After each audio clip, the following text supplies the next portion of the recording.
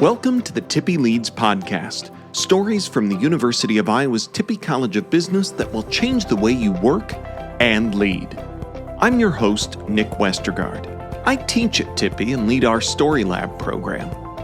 Each season of Tippie Leads, we focus on a grand challenge in today's changing world of work. This season, we're looking at how you can be the CEO of your life. We've talked about building new skills and habits and saying yes to other interests in our life. But there's a flip side to that.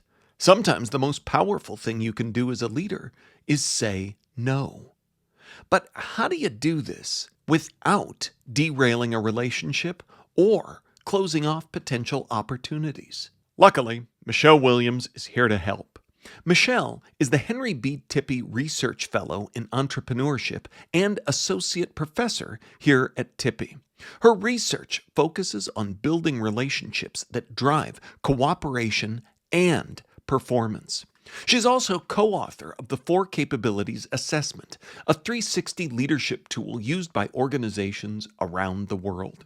She knows that relationships are everything, which makes her the perfect person to talk to about setting and protecting boundaries. After that, we'll hear a story from Aaron Wendel, who learned an early lesson about saying no that mattered more than he realized at the time. And of course, we'll bring it all together with a final Tip E just for you. Ready? Let's get started.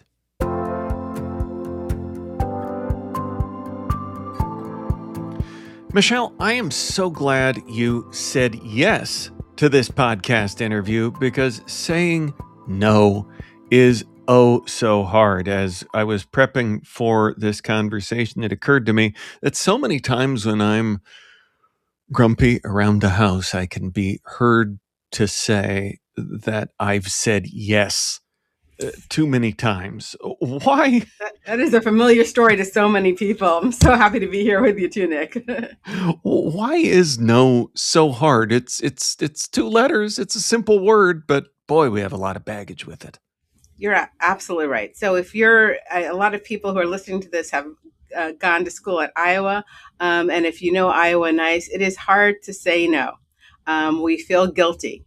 So guilt is one of the big drivers that keeps us from saying no.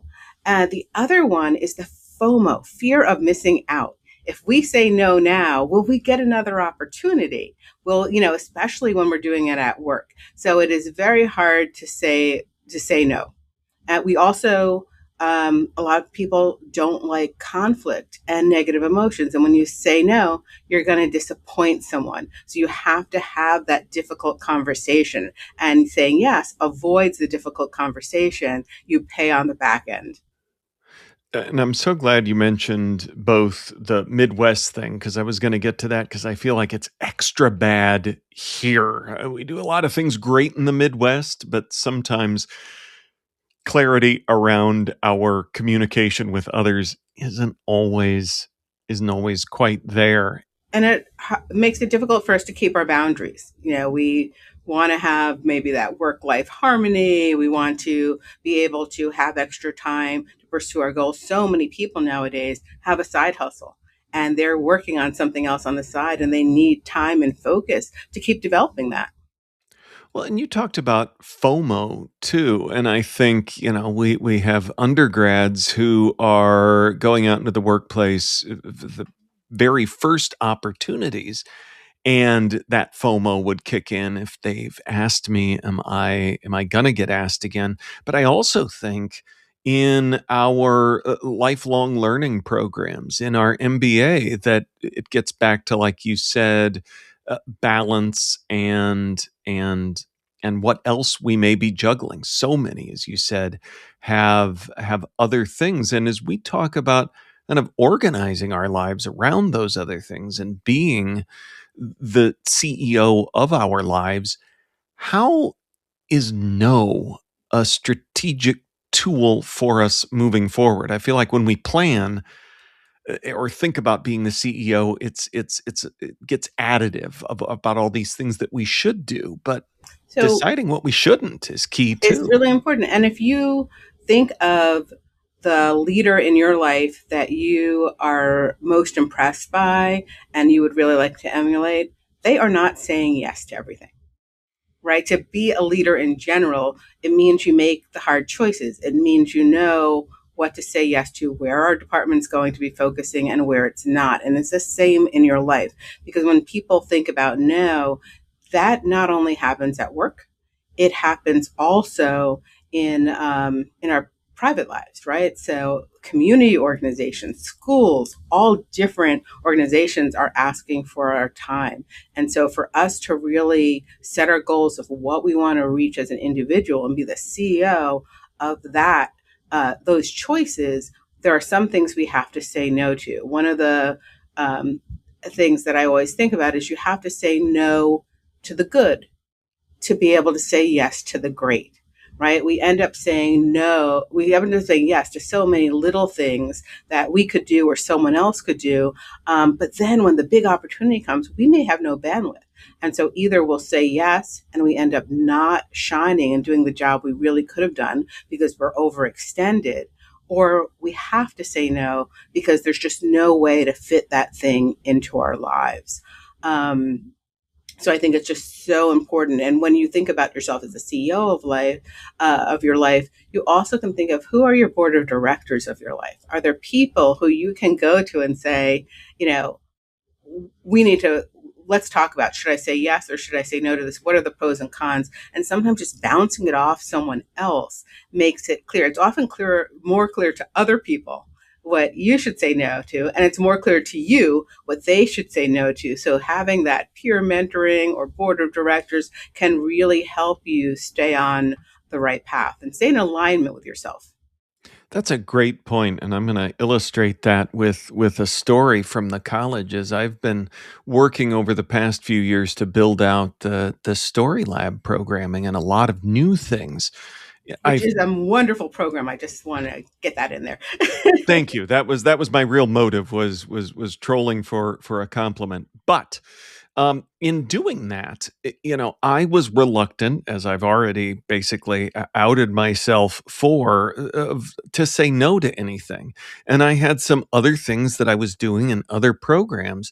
And our leadership at the time gently said, "Yeah, we're going to move that off of your plate." And at first I was, "No, don't." But as you talk about your personal board of directors and how you can focus on the great, I am proof of that dynamic of what you just said, that it's easier for other people to see as well.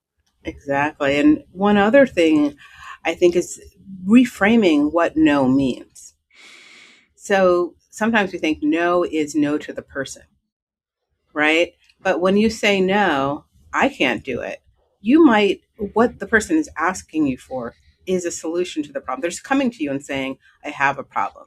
The easiest solution is if you do it, but there are other solutions to that problem, right? And so if you say, wait, that's really an interesting opportunity. Let's sit down, have a coffee, have a few minutes on Zoom and talk about it. It might turn out that there's someone else for whom that would be a huge opportunity, that would be an opportunity for them to be visible, and that you can be giving someone else the opportunity. You might be able to solve their problem in a different way. Well, I can't do it this week, but next week that would be perfect. So it's you can pass it off to someone else. You can solve their problem in a different way. You could just say, I think you could do this with some AI software, or you might have a solution that they've never thought of. So thinking of them coming to you as, you're the first thing they thought of, but you're not the only way to help them. And so a lot of times with the Midwest mindset, we want to help the person, but let's think of other ways that we might be able to help them. And then the second point is, if you say yes all the time, sometimes you're their crutch. Sometimes, so I'll give you a story. This was a nurse leader, and she had an employee that just couldn't get their paperwork done, all their charting. And so she would help out this employee. The employee was excellent clinically. And the employee got a promotion. but the promotion required a lot more paperwork, the very thing that was holding her back even, at the lower level. And she ended up getting fired because she couldn't keep up with that. And the leader felt so terrible. She realized that she was instead of teaching that employee, well, how do you balance, how do you get this done, or sending her for more training, by actually taking that off her plate, she was actually setting her up for failure. And sometimes we don't realize that. We realize it with our children, right? We tell our children, well, you have to do it yourself. You have to learn how to do it. But when we're at work, we want to jump in. We want to be the best leader. We want to be supportive of our staff. And we don't always take the time to step back and evaluate, is this something they need to do? Instead of saying yes now, do I say, well, you try it on your own. And then if you have problems, come back to me and we'll problem solve around where your difficulties are and what kind of training and what you need to be able to meet these task goals. And so that's one situation where people don't realize they're saying yes, they're overwhelming themselves, and they're not actually helping the other person. So your research looks at how we build social relationships, and we've talked about this a bit too, because we're talking about leading ourselves, but others are involved. And a big hang-up is not wanting to burn a bridge or damaging our professional reputation. How can we set up some of those boundaries and use no more strategically while still building positive relationships with our coworkers and others? So that is a great question. So one, it's kind of that difficult conversation that you're having with them. But the other thing I like to think about is sometimes saying no is easier than we think. Sometimes when we think in our head no, and when we say no, it seems very harsh. But if you say, let's talk about that more. Let's cycle back to this. Just that pause before you make a decision gives you the opportunity to think about how it fits into your life. And you can say clearly, my priority right now is my sick child or my ailing parent. And I would love to do that. I'd love to help you out, but I can't do both. And I've got to right now focus on this element of our life. Or it could be you have a big project deadline, right? And you need to focus on that. So being clear on yourself of why you're saying no, right? Because a lot of times we say no so quickly and it's just like a gut feeling, like we can't add one more thing. But if we have time, we can think about not only can we add it or not, why we can or cannot add it. And we can also think about more realistically, what are the costs of saying no? Because sometimes when we're in the moment, those are blown up in our mind. And so having an honest conversation with most people is something that it's easier to do if we take ourselves out of the moment, if we give ourselves a little time. And so I always suggest saying, I remember one time I got a call, I was just like driving and I got a call and it was a headhunter and they're like, oh, we want to talk to you about this opportunity. I was not expecting the call. I was driving, to do something important. I said, that sounds really interesting. Can we set up a time for tomorrow to talk? Right. And so setting up those additional times. And one of the things I love this story, sometimes giving yourself more time lets the other person find other options in other people. I remember people often, not only don't they say no, but they often volunteer for things, right? They look around, no one's volunteering, and then they raise their hand and it's on their plate. And so I remember getting this email. It came around and said, can someone do this? Now, it was something that was right in my wheelhouse. I could definitely do it. But I said, let me wait and respond the next morning. And when I waited overnight before I could respond, someone else said, I'd love to do it. And what I realized is because this was in my wheelhouse, I was actually taking opportunities from other people who might want to develop either that social network or that or show other people that they could take this additional responsibility. So sometimes we're feeling overburdened by something that someone else would just be dying to, have the opportunity to do, and we don't realize it because we don't pause. So realizing it, discernment is one of the big parts of this because, like you said, we tend to answer pretty quick in this kind of inbox zero culture. Answer this, answer this, answer this. How can we use the four capabilities mindset to assess an opportunity to see if it's a distraction or if it actually fits our vision? Oh, that's a great question. I've actually developed something called the yes audit, where people put in things they said yes to, and they put in how they felt about it. Did they regret it? Was it a great opportunity? And so that they can see visually what things are in that. I call it the heck no box. I hated it. I don't want to do it again. The, you know, the heck yes, the heck no, the heck yes box. Oh, I definitely, if I get an opportunity to do this again, that's what I want to do. And then the things on the off diagonals, they're kind of meh. They're not too bad. They're okay. And those are the diagonals that I think people don't realize that they need to negotiate. If you either have to, you negotiate and you can push it into the, you push it into the absolutely no, or push it into the yes. So it's that negotiating, and sometimes that's just finding out more information. So I can give you an example. I was asked by someone at the university level, could I moderate this panel? And they said, well, it'll only take a half an hour. Now, of course, I have a half an hour. And then, but I didn't say yes. I didn't say no. I just said, can you tell me more about it? Then they went back and they said, oh, well, we're going to have an hour meeting to decide on the questions. And then we're going to have an hour meeting with the panelists to determine. And then it turned into like 3 hours. I'm like, and I knew I couldn't say yes to 3 hours. So once I just learned more about it, I think that's where people often they can't discern, because people ask you for a very small thing. You say yes, and then you find out all the little details, and you're like, if I'd known those details, I would have said no.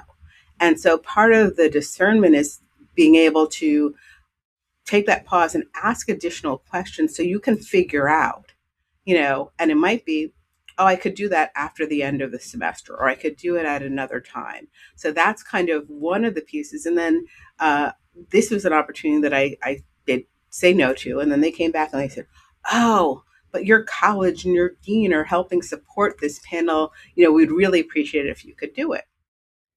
So that's the strong arm, and nobody wants to not be a team player for their boss. But then what I did is I still took another moment, and I jumped on a call with the boss, and I said, they're asking me to do this. Is this important to you? And the person was like, I didn't even know we supported that. No, definitely, definitely that, that is not for us. And then I had the information. So often we make a decision based on someone else's interpretation of how important it is for us. And we never really take the time to find out more information. So sometimes it's not easy to discern just from what you've been given in the request. Sometimes you need to ask more questions of the requester, and then ask more questions of the people you think it might be important to.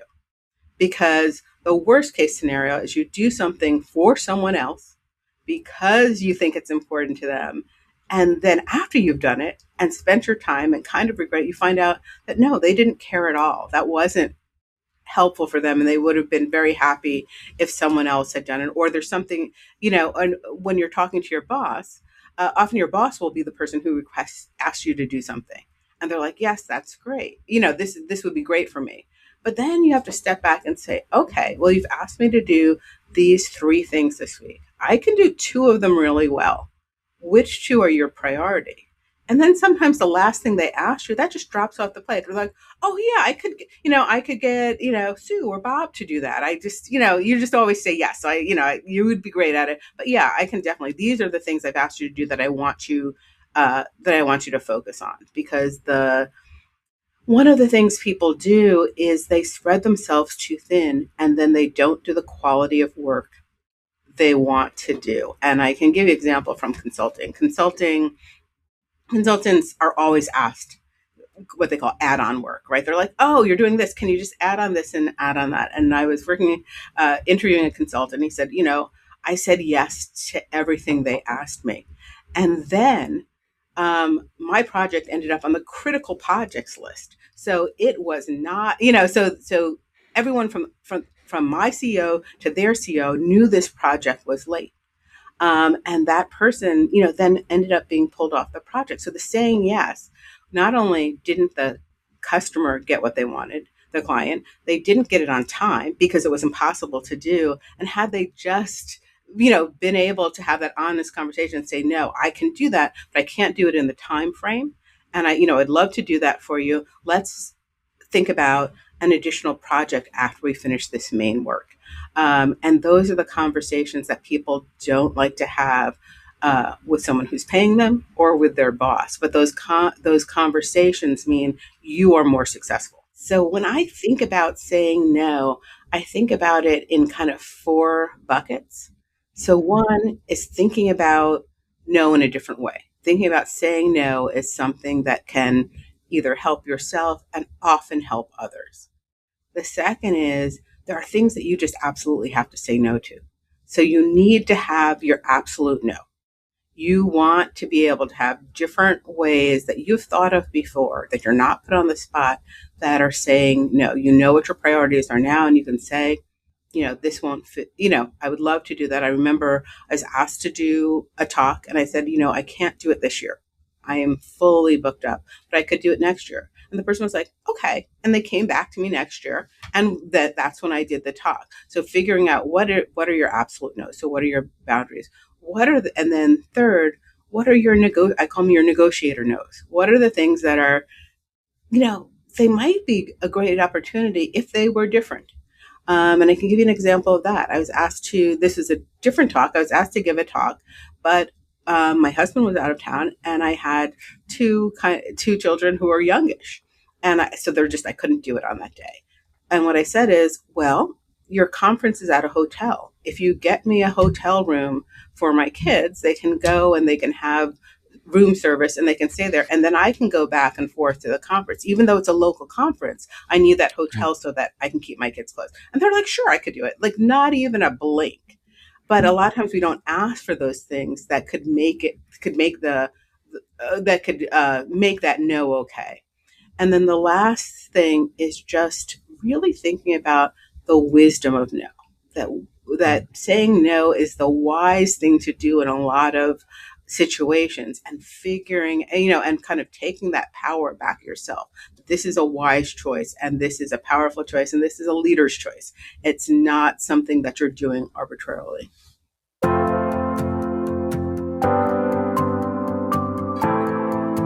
I'm Kira Ellerbrook. I am a student at Tippie and producer on the podcast, as well as a peer mentor for Story Lab.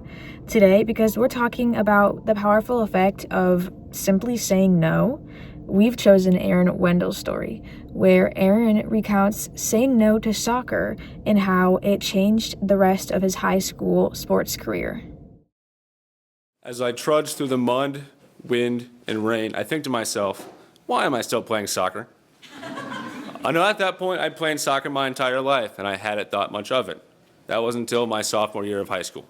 That year, I wasn't having very much fun, and I was falling behind my teammates. And the weather sucked too.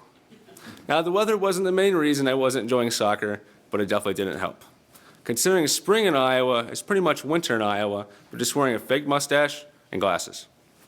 On the cold side, the last game of my freshman year of football was all the way in Waukon, Iowa, the very northeast corner of the state. Now, being from Center Point, that was about a 2-hour drive, and my teammates were dreading the upcoming weather forecast. Now, our head coach, Coach McCauley, sat us all down on Monday and said, "Gentlemen, get your passports ready to beat Waukon on Monday, because we're basically playing in Canada."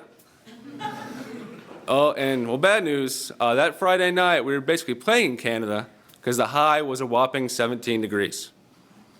But as a starting middle linebacker who generally enjoyed tackling people, hyping up his teammates, and being an all-around menace on the field, the weather wasn't a problem.